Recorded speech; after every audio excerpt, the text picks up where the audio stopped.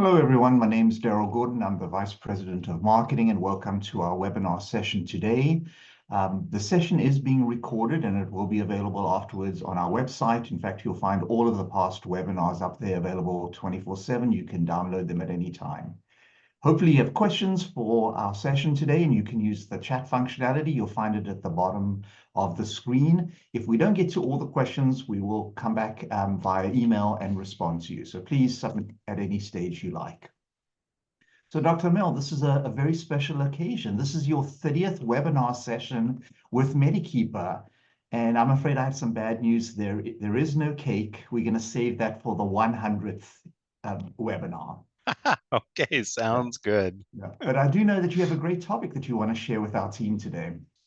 Yes, yes. So, Daryl and I were trying to come up with a neat idea for to celebrate our 30th webinar, and we focused in on this concept of why bother with workplace wellness, because we all know, those of us in the space, in integrated workplace health and productivity, health promotion, workplace wellness, workplace well-being, those sort of things, or we tend to be a passionate group, but sometimes we have to justify that passion to people. And so this is how we came up with this particular topic. And in fact, some of the things that I'm going to share today are actual conversations that I've had with employers over the years, and some of the things that have been said. So it's definitely, we believe, a neat topic, and something that all of us with an interest in workplace health and productivity should have some experience with.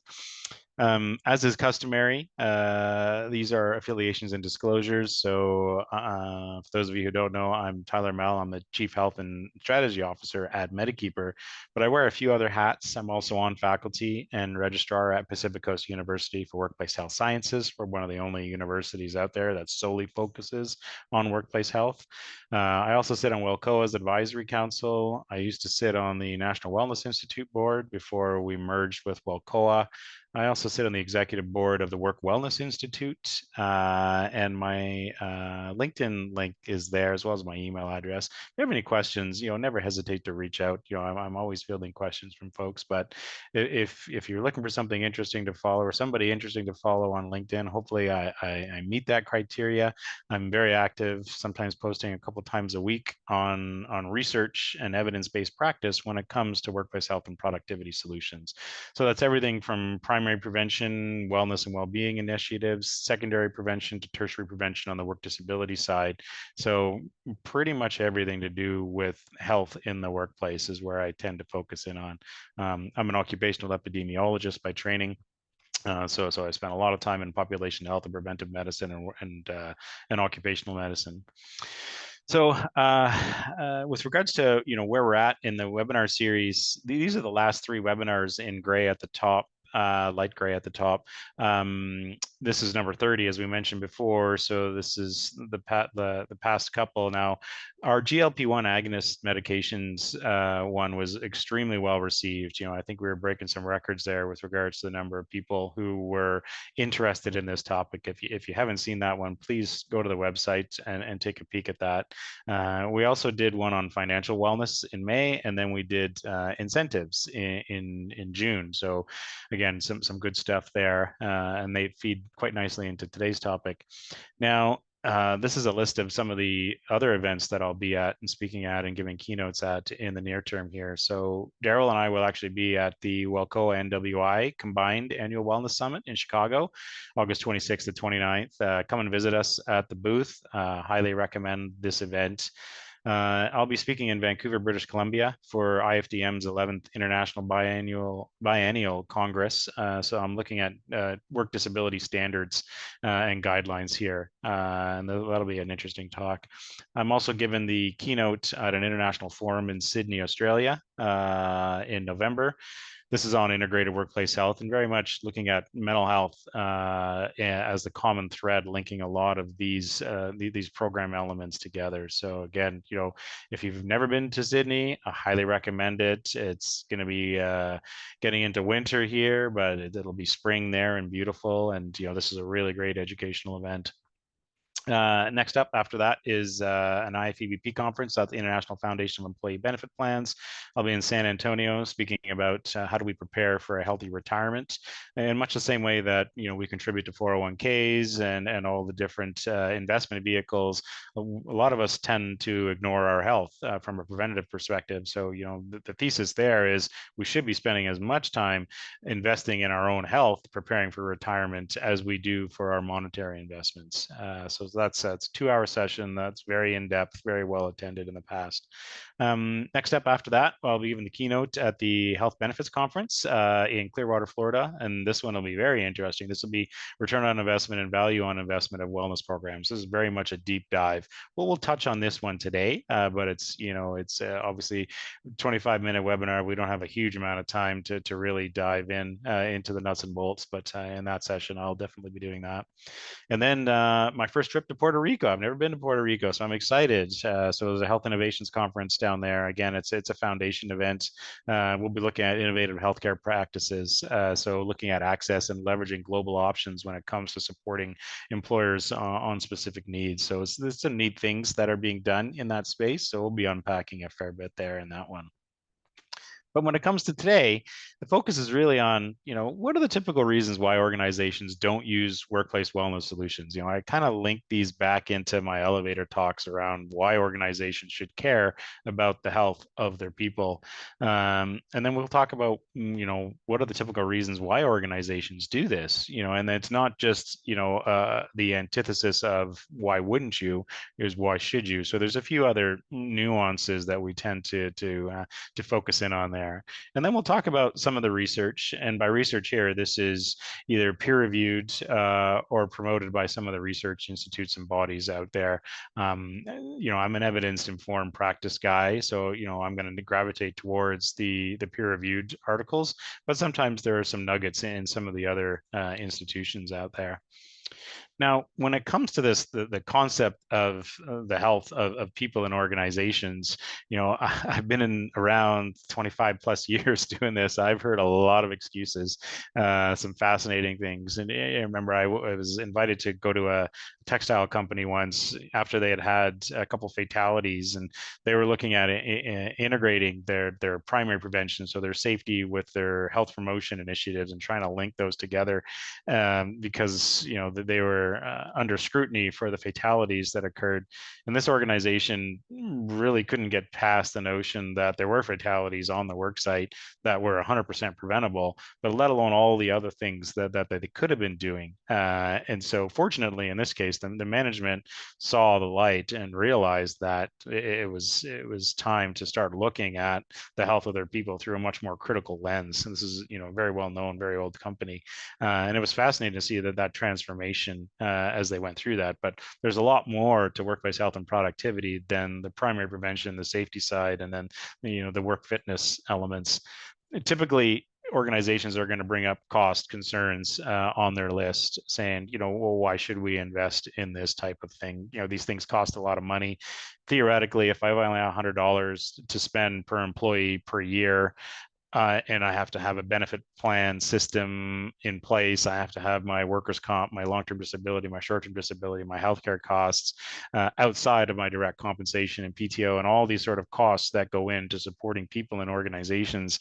The health promotion side of it is not the primary cost driver out there, but it can be quite beneficial to look at if an organization really wants to wrap their arms around that.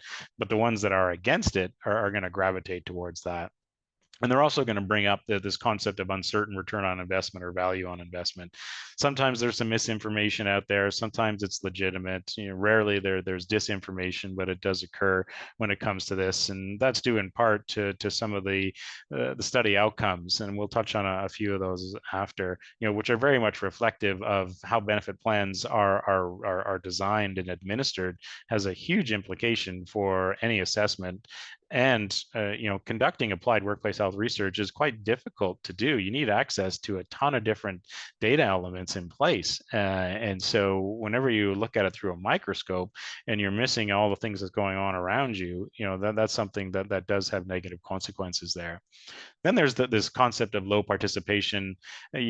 Historically speaking, we don't get a lot of uptake, not a lot of what's typically referred to as engagement, what really means participation. And then sometimes we have the wrong people participating. We have the people who are already on a health improvement journey, who've already bought into the idea that their health is important for them and the organization. But we're not talking about those who are most at risk. How do we get a hold of those people and bring them in? And then there's the administrative burden that comes to mind. And again, these are just off the top of my head when we were preparing this.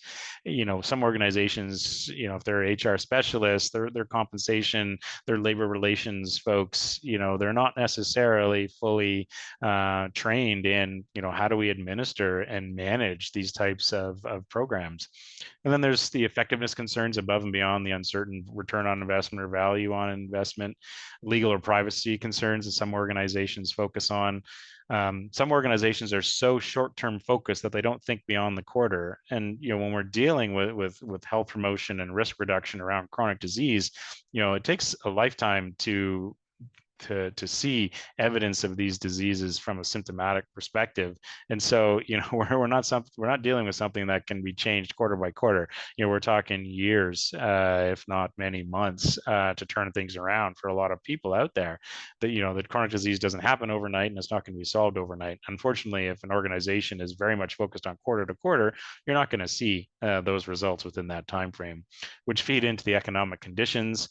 Sometimes there's no good time from some people's perspectives to invest in the health of their people.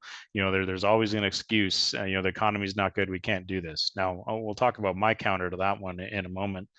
And some people basically say, well, we already have existing benefits. We have PTO, can people get healthy on their PTO, or all the other benefit plans that exist, the supports for people, the EAP systems, these sort of things in place. So, some of the want to draw a box around those and view that as the end. And then there's the cultural fit. Some organizations supporting people's health is not within their cultural mandate, and that's fine for those organizations. But to truly be a culture that people want to be a part of, you kind of think that health should be on the list. Now, the cynic out there, and believe me, I've encountered a lot of these folks over the years, they could ask a question, and this is actual a paraphrase quote from somebody. What they told me is, well, why should an organization spend any money on employees when they're going to quit sooner or later anyways? And I'm not going to be around to reap the benefits of supporting people. And you notice, underline spend. I view this as an investment, and that's how I tend to frame it versus the spend. Everything costs money, and everything that's worthwhile costs money. And employees, we're sort of transitioning away from workers or employees to associates or even people. The most modern organizations out there are thinking of people as people. And so, treating people as people, and we know that if you want to get the most out of people from an employee engagement and discretionary effort perspective, that's what you do. You treat people as adults and support them, and you reap the benefits of that from greater profitability, higher productivity, better customer satisfaction, better scores, and all those types of metrics that we tend to see. Net Promoter Score is a good one that's in there. Now, I like to focus in on this notion of attraction, recruitment, and retention. So if one believes that people are an important part of an organization, how does that type of attitude impact attraction, recruitment, and retention of talented people? People are going to see right through that and find another organization to be a part of that's more aligned with their understanding and their culture. And then, there are the cynics out there who say that the health of employees is not the responsibility of the organization. And we have health promotion and public health initiatives out there. Why can't they just be responsible for contributing to preventative health measures? And we know that those entities are so underfunded that statement just doesn't ring true right from the get-go. But some people do like to cling to that. But then I like to look at the data. And what you're seeing here are data from 2024, and these are based upon the percentage of private sector employees in firms that offer health insurance by state. So you can see where states are lower than a national average, when there's no real significant difference, and when they're higher, those are the blue states, and these are the ones that tend to have more of a focus and impact there. At the end of the day, we've got 86% of private sector employees work for an organization that offers health insurance. So if an organization ever says that they have no interest in health and they're providing health insurance, well, those two don't go together. So you have to think of it through that lens, is absolutely the employers have a very vested interest and stake in the health of their people, and we can put a dollar value to that. These are data again from earlier this year, looking at through 2022. The blue line is a single coverage, orange is +1, and then family coverage is the gray line. Now, what's interesting here is that the in 2010 family coverage is now pretty much the same as a +1 coverage. And so, of course, there's co-pays in place. Sometimes the employers will pay a portion of this, but transfer the rest of the costs onto the employee. But we're looking at huge increases, 58% in family value in numbers, 55 for +1 and 54 for singles. So, that's just in the past 10 years or so. I haven't met an employer who hasn't seen a double-digit increase in their long-term disability premiums in years. So it's been over 10 years. So all these costs are going up. So there is a tremendous focus, or should be a tremendous focus, in on these types of solutions.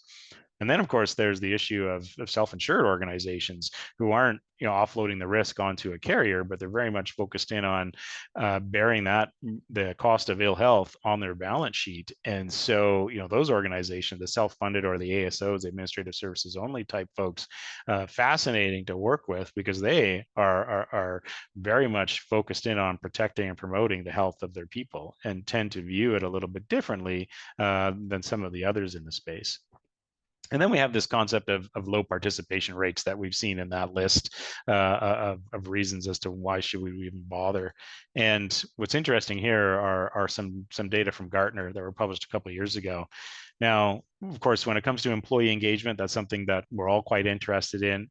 Discretionary effort is of course tied to employee engagement, and these are people that are going above and beyond, sort of the opposite of the quiet quitting sort of approach out there.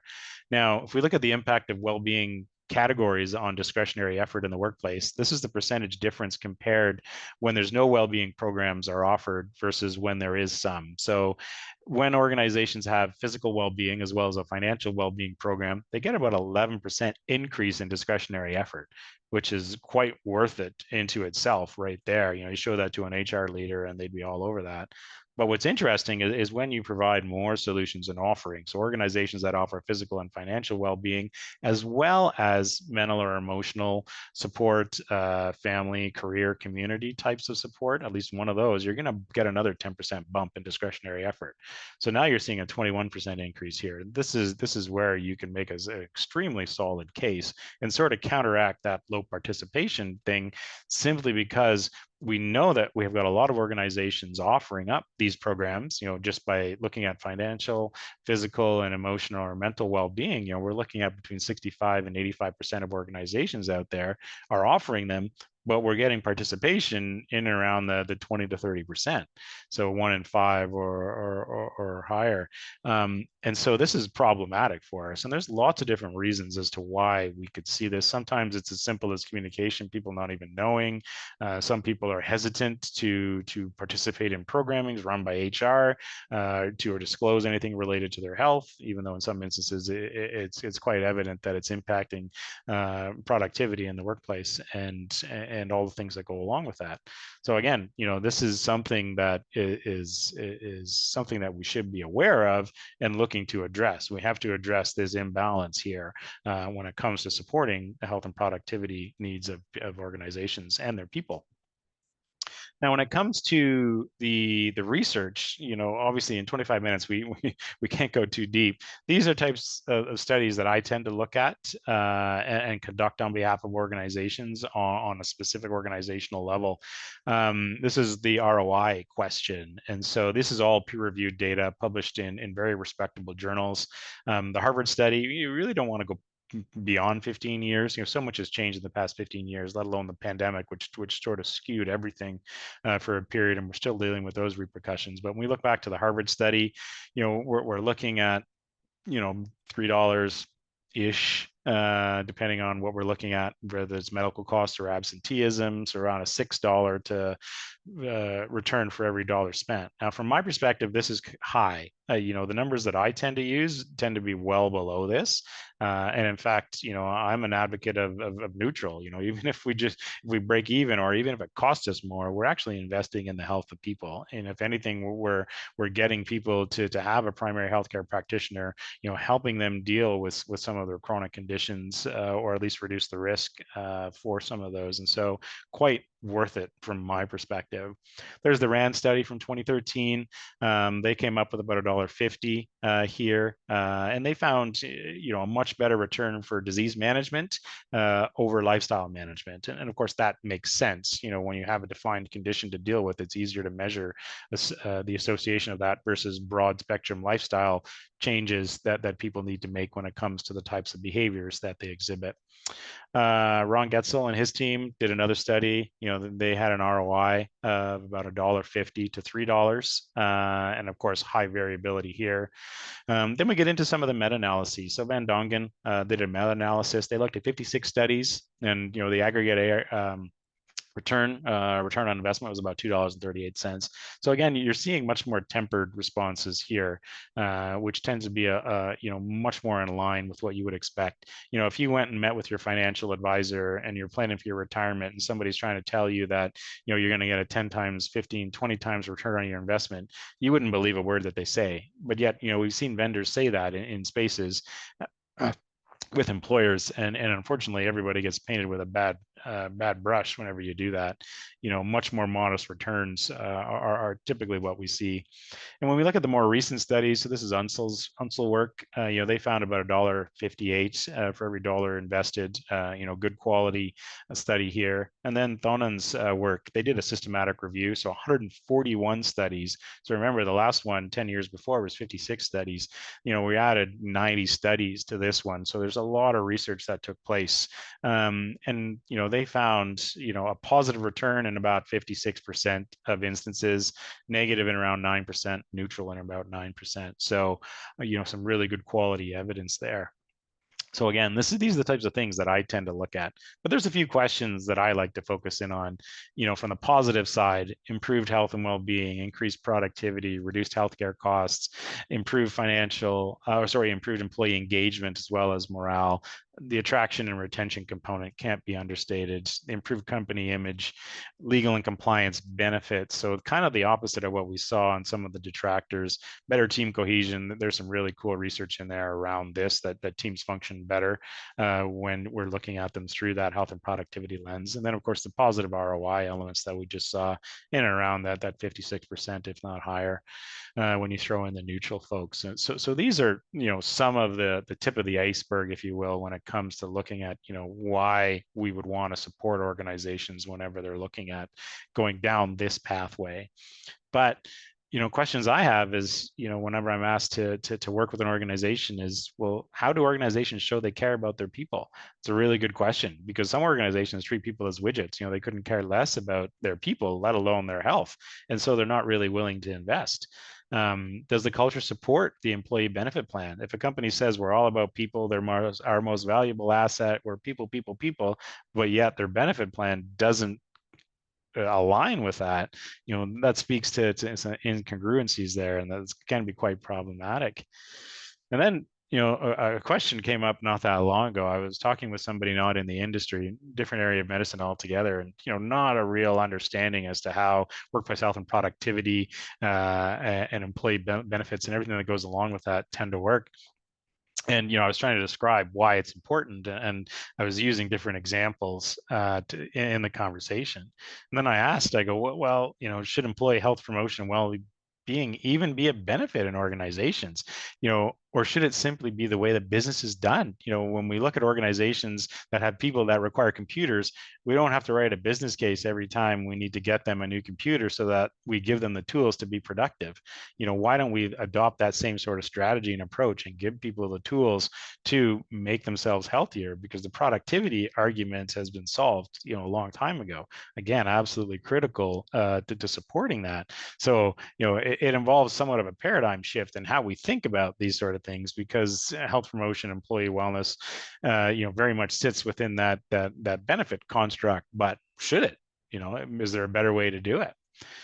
And so that brings us to the question of, if we've got somebody who is questioning why should we even bother with investing into health and productivity solutions, ask yourself, is there a better solution available right now? And the answer to that is no. At least I haven't come across anything that has been promoted in the literature as a viable solution here. And of course, from a health and medical perspective, we always ask the question, does this treatment or does this intervention cause harm? Is it worse than the actual disease? Is your wellness program causing harm to people? Well, no, it's not. And if it at worst is losing money, it's still an investment in the health of your people. But more often than not, it's going to be neutral, or perhaps even a modest return for those who are looking for that type of return outside of the value on investment components. And then when it comes to dealing with the cynics who are not necessarily in support of promoting and protecting the health of people and organizations, I usually ask them for help. I say, hey, listen, I want to make you part of the solution. I ask them to bring forward something to evaluate that will improve worker health and productivity, and let's do the applied research together. Let's go through the process and answer the question. And not surprisingly, I get crickets whenever I ask this. So there's a lot of people who are critical, but don't necessarily have any other solutions viable in there, which to me is a moot point. If you don't have anything meaningful to say, and it's not in the research literature to support that, well, then are you really doing anybody a service by looking at this? We do have a pretty good body of evidence here. So, I realize this is like drinking from a fire hose. There's a lot to unpack here when it comes to answering that questions, why we should bother to support the health and productivity of our people. And so, hopefully this 30,000 foot view was beneficial for our 30th webinar. Definitely appreciate any feedback or questions that you have. More than happy to answer them. And of course, reach out on LinkedIn. More than happy to hear from you in that perspective. But Daryl, over to you. Yeah, thank you, Dr. Amell. As always, I feel like giving you the 25 minutes is never enough, and a full hour would give you so much more opportunity to share. But thank you for the great content. Thank you for everyone for joining us today. Give us 24 hours and you'll be able to find this webinar available on our website to watch on demand. Thank you and have a great day. Thank you, everyone.